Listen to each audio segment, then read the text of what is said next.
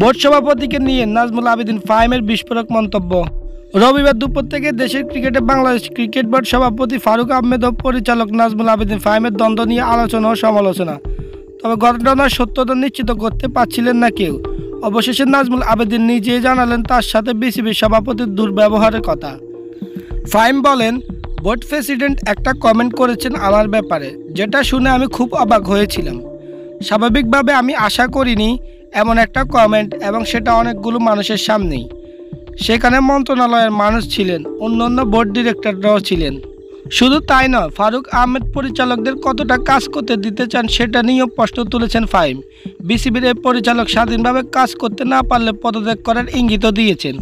ফাহিম বলেন, আমার কাছে মনে হয়েছে বোর্ড প্রেসিডেন্ট হয়তো বোর্ড ডিরেক্টরদের যে জায়গাটা দেওয়ার কথা সে জায়গাটা কতটা দিতে চান।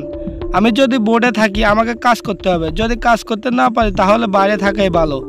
বোর্ডে থাকাটা খুব জরুরি না, স্বাধীনতা নিয়ে কাজ করাটা খুব জরুরি। ফাহিমের কথা পরিষ্কার, স্বাধীনতা না পেলে বিসিবির পদে থাকতে চান না তিনি। তবে এ বিষয়ে এখনও কোনো মন্তব্য করেননি ফারুক। দেখা যাক ফাহিমের বিস্ফোরক মন্তব্য কী জবাব দেন বিসিবি বস ফারুক আহমেদ।